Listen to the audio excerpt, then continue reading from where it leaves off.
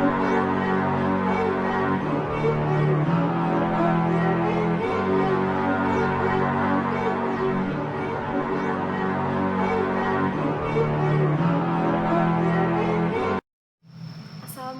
warahmatullahi wabarakatuh.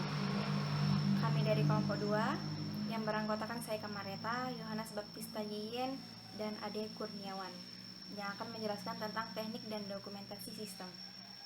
Teknik sistem merupakan alat yang digunakan untuk merancang, menganalisis, dan mendokumentasikan sistem serta sub-subsistem yang berkaitan. Ada beberapa alasan mengapa sistem perlu didokumentasikan. Yang pertama yaitu dokumentasi sistem digunakan sebagai media diskusi dan komunikasi antar perancang, analis, maupun programmer. Yang kedua, dokumentasi sistem digunakan untuk mengevaluasi kelemahan dan keunggulan dari sebuah sistem. Dan yang ketiga, dokumentasi sistem juga berguna bagi mereka yang sedang menjalankan prosedur dari sebuah perusahaan. Adapun penggunaan teknik-teknik sistem dalam auditing, lazimnya audit dibagi menjadi dua komponen dasar. Komponen yang pertama yaitu audit interim, di mana audit ini bertujuan untuk menaksir seberapa jauh struktur pengendalian internal dalam organisasi. Dan komponen dasar yang kedua yaitu adanya laporan keuangan, di mana audit laporan keuangan ini melibatkan pengujian substantif yang merupakan verifikasi angka laporan keuangan secara langsung. Yang kedua adanya evaluasi pengendalian internal, selanjutnya adanya pengujian ketaatan, dan yang terakhir yaitu adanya kertas kerja. Dan adapun penggunaan teknik-teknik sistem dalam pengembangan sistem yang terdiri dari 3 fase. Fase yang pertama yaitu adanya analisis desain, di mana analisis ini melibatkan pengumpulan atau pengorganisasian sebuah fakta. Yang kedua yaitu desain sistem, yang melibatkan penyusunan teknik cetak biru sistem secara lengkap dan utuh. Dan yang ketiga yaitu adanya implementasi sistem yang mencakup aktivitas aktual mempraktekkan desain sistem yang telah dibuat. Untuk menemukan jawaban terkait dengan serangkaian pertanyaan. Nah, seperti itu teman-teman. Selanjutnya analisis pemanfaatan sumber daya. Jadi di sini yaitu analisis yang perlu dilakukan setelah semua tahap dalam pembuatan yang dijelaskan di atas, mulai dari pembuatan proyek, mengidentifikasi perubahan yang diperlukan untuk menyelesaikan masalah, hingga menerapkan desain prosedur yang baru adalah mencocokkan sumber daya yang dimiliki dengan tugas yang harus diselesaikan. Ya, terus selanjutnya,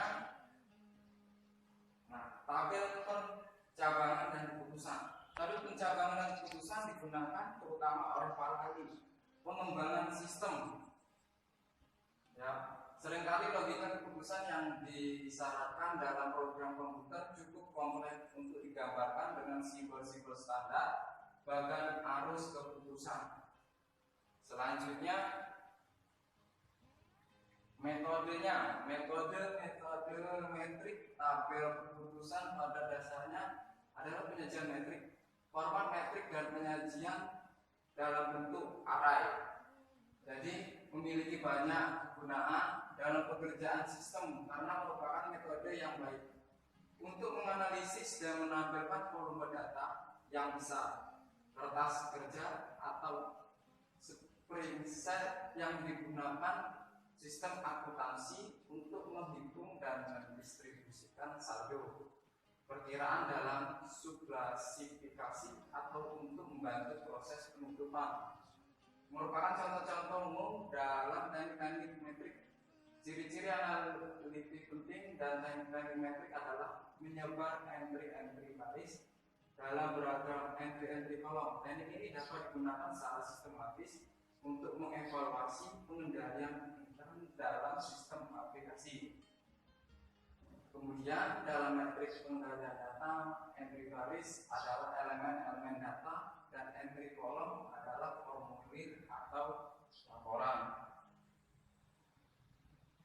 Nah, teman-teman, tadi kan ini dari kelompok kami menyiapkan studi kasusnya seperti ini. Ini gambar flowchart pembelian barang dagang. Nah, seperti ini. Dari bagian gudang, bagian logistik, dan bagian keuangan. Gambarnya seperti ini ya teman-teman ya.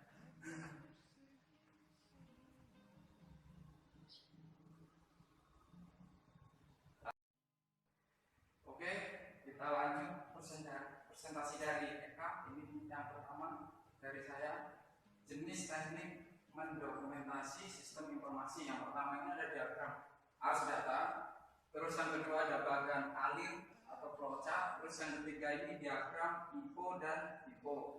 Selanjutnya, nah ini diagram arus data seperti ini dari pelanggan, pembayaran pelanggan sampai proses pembayaran sampai update piutang, terus manajer, terus yang ini langsung ke sini ke bank. Selanjutnya untuk presentasi untuk yang slide selanjutnya, nah ini contoh basic flowchart. Yang pertama start, proses, terus seperti inilah contohnya gambarnya ya, seperti ini gambar flowchartnya, kurang lebih seperti ini ya kan. Terus selanjutnya diagram IPO dan IPO digunakan oleh personil pengembangan sistem untuk membedakan level rincian sistem yang digambarkan dalam flowchart.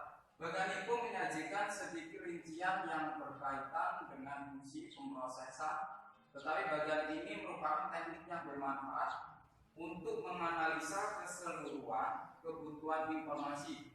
Rincian tambahan atas tambahan proses dituangkan dalam bagian hierarki masukkan proses keluaran atau bagian IPO.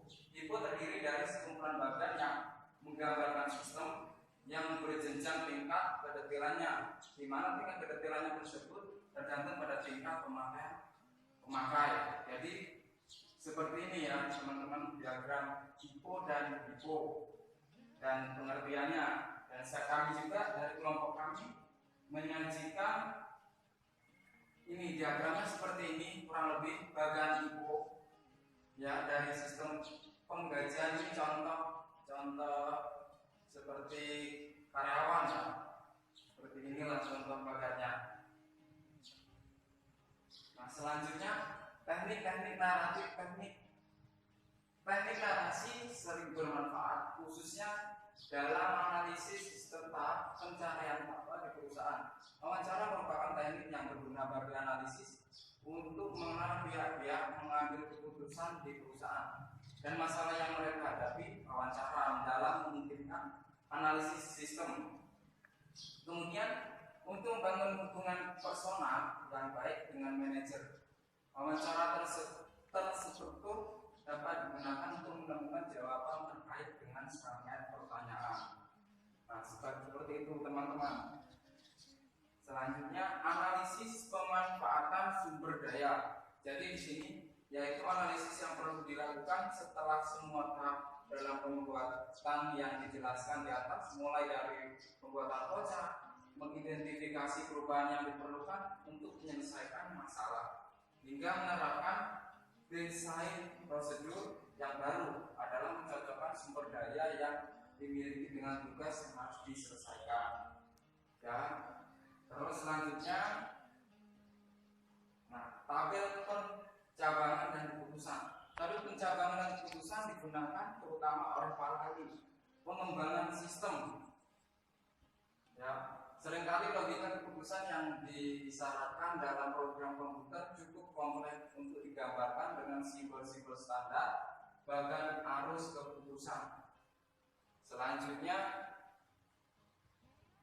metodenya, metode metrik tabel keputusan pada dasarnya adalah penyajian metrik, format metrik dan penyajian dalam bentuk array.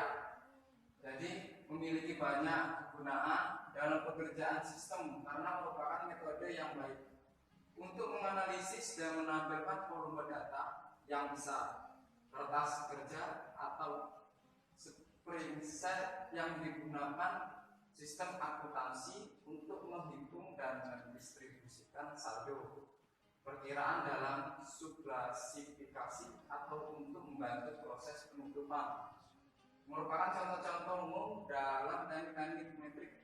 Ciri-ciri analitik penting dan teknik-teknik metrik adalah menyebar entry-entry baris dalam beragam entry-entry kolom. Teknik ini dapat digunakan secara sistematis untuk mengevaluasi pengendalian intern dalam sistem aplikasi.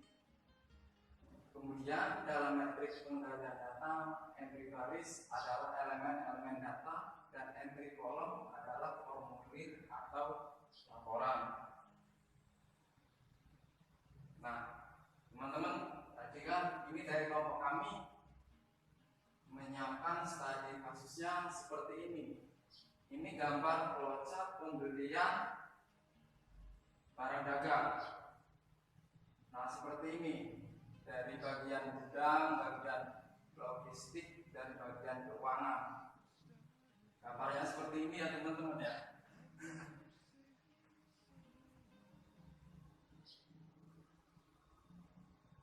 Lanjut aja langsung ke kesimpulan ya.